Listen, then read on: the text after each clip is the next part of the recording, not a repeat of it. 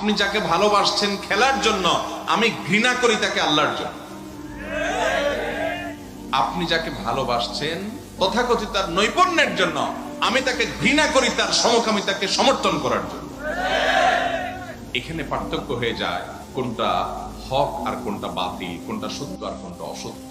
শয়তান আমাদের চোখের উপরে প্রলেপ দিয়ে দিয়েছে, আমরা ভালো মন্দ বোঝার মতো হিতাহিত জ্ঞান হারিয়ে ফেলেছি। নানান বিনোদনের নামে, হাসি তামাশার নামে, মজার নামে, খেলাধুলার নামে আমাদের ইমানি চেতনাগুলো এভাবে ধ্বংস হয়ে যাচ্ছে।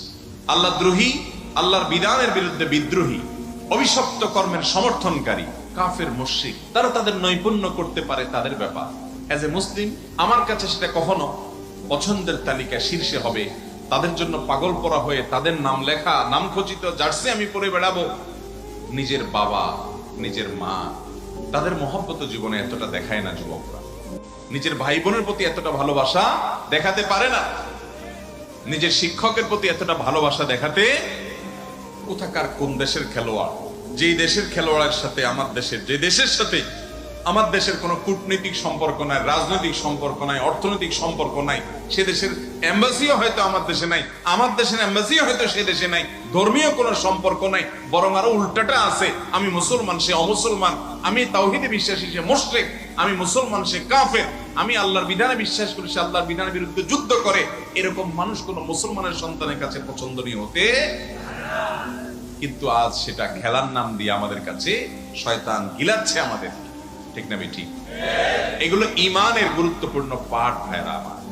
ইমান মানে শুধুমাত্র আশহাদু আল্লা ইলাহা ইল্লাল্লাহ বললেন, ওয়া আশহাদু আন্না মুহাম্মাদুর রাসূলুল্লাহ মুখে বললেন আর ইমানদার হয়ে গেলেন, এত সস্তা জিনিস না।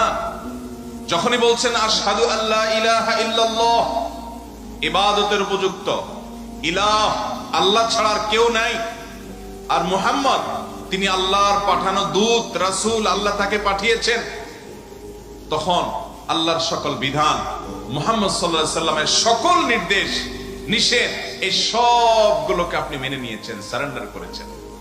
এরপর যদি এর বরখেলাফ করেন, এর উল্টাপাল্টা করেন, তাহলে আপনার ইমানের ভিতর ত্রুটি আছে। আল্লাহ তাআলা আমাদেরকে ত্রুটিমুক্ত ইমান আনয়ন করার তৌফিক দান। আখিরাতে শেষ সাথে হাসতে চাইলে, চূড়ান্ত ভাবে আল্লাহর কাছে সফল হতে হলে 4 শর্তের 1 নম্বর হলো ইমানটা ঠিক থাকতে হবে। ইমানের যে দাবি সেগুলো পূরণ করতে হবে। ইমানের দাবি হলো ভালোবাসা হবে আল্লাহর জন্য, আর শত্রুতা, বিদ্বেষ, অপছন্দ হবে কার জন্য? আল্লাহর জন্য।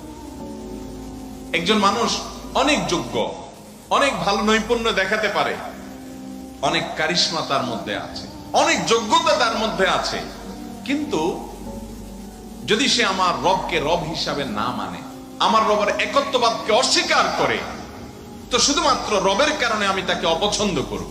এটাই হলো ইমানের দাবি। এটা কিসের দাবি ভাই? ইমানের দাবি। এখন ইমানের দাবিগুলো সব ঠুনকো হয়ে গেছে, সব নফসের দাবি পূরণ করার জন্য আমরা ব্যস্ত হয়ে গেছি। দিন পার হয়ে যাবে ভাই, একভাবে দিন পার হয়ে যাবে। আপনি যে মাতলামি করছেন, আপনি যে উন্মাদনার মধ্যে আছেন, আপনি যে পাগলামির মধ্যে আছেন, দেখতে দেখতে এগুলো সবগুলো করতে করতে সময় পার হয়ে যাবে। একটা সময় আসবে যখন আফসোস করবেন, কিন্তু এই সময় ফিরে আর কোনোদিন আসবে। অতএব সময় থাকতে তওবা করব তো ইনশাআল্লাহ।